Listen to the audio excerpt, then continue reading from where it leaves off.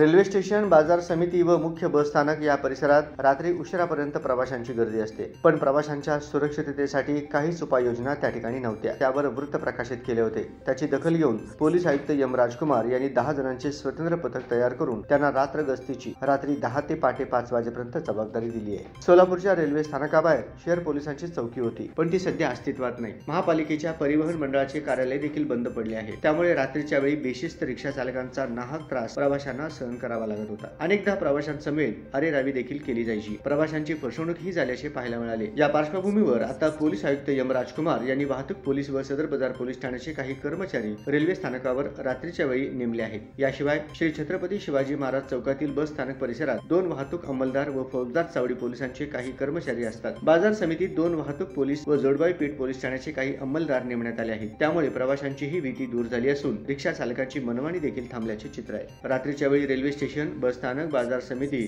अशा गर्दीच्या ठिकाणी लोकांच्या सुरक्षिततेसाठी पोलीस आयुक्तांच्या आदेशानुसार 10 अंमलदार व एका अधिकाऱ्याचे स्वतंत्र पथक तयार केले आहेत। रात्रीच्या वेळी तिन्ही ठिकाणी प्रत्येकी 2 अंमलदार असतात आणि अधिकाऱ्यांसमेत 3 कर्मचारी असतात। रात्रभर ते विविध ठिकाणी गस्त घालतात, अशी माहिती सहाय्यक पोलीस आयुक्त वाहतूकचे सुधीर खिरटकर यांनी दिली आहे। अक्कलकोट पाणीटाकी, सोलापूर बस स्थानक, रंगभवन रेल्वे स्थानकासमोरून एसटी बसमध्ये चढताना गर्दीचा फायदा घेऊन चोरटे प्रवाशांच्या पर्समधील दागिने, रोकड, खिशातील मोबाईल, पैसे, गळ्यातील दागिने चोरत आहेत। दरमहा 3 ते 4 अशा घटना घडतात, पण प्रवाशांची गर्दी इतकी असते की पोलिसांना देखील त्या चोरट्याचा लवकर शोध लागत नाही। अशा वेळी प्रवाशांनी गर्दीत बसमध्ये चढताना पर्स, खिशातील मोबाईल, पैसे, महिलांनी गळ्यातील दागिन्यांवर लक्ष ठेवायला हवे, असे आवाहन पोलिसांनी केले आहे।